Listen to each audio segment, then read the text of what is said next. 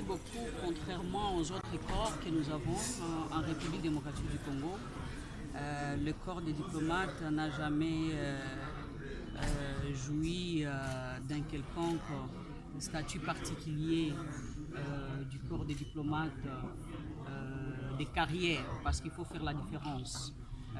Le corps des diplomates des carrières de la République démocratique du Congo. Nous continuons à pleurnicher partout dans la communauté internationale, tel ou tel n'arrive pas à condamner telle agression, ainsi de suite. Au moment où nous oublions les responsabilités qui sont les nôtres au niveau interne, de pouvoir s'organiser, surtout la diplomatie congolaise, comme vous le savez.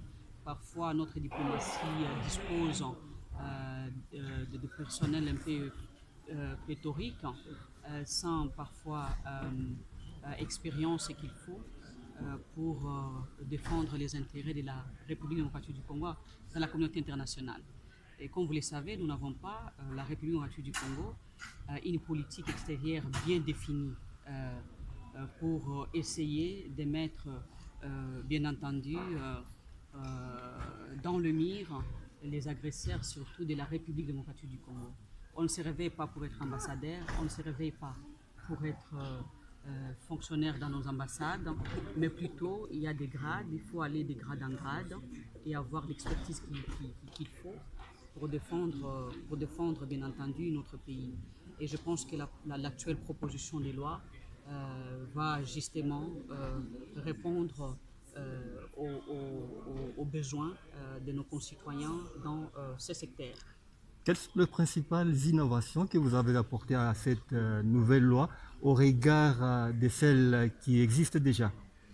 Exactement, comme vous le savez, dans l'ancienne législation, aujourd'hui, après 40 ans, il y a beaucoup de réalités, le monde a évolué, il y a beaucoup de problèmes. Donc vous allez voir, dans la nouvelle législation, on met l'accent sur la lutte contre les antivaleurs, des nominations politiques et surtout dans l'administration du ministère des Affaires étrangères, et aussi permettre à nos ambassadeurs et à nos ambassades d'avoir les moyens qu'il faut pour mener la diplomatie, bien entendu, qu'il faut. Donc cela veut dire que le prime, les problèmes sociaux seront résolus avec l'actuelle proposition de loi dès qu'adoptée et promulguée par le président de la République. Nous allons tant soit peu résoudre le problème des diplomates de la République démocratique du Congo.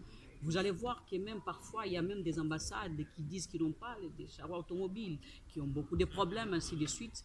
Mais nous devons maintenant légiférer pour sortir un peu de la réglementation, afin d'amener nos diplomates à un niveau, au standard de traitement qu'il faut sur le plan international.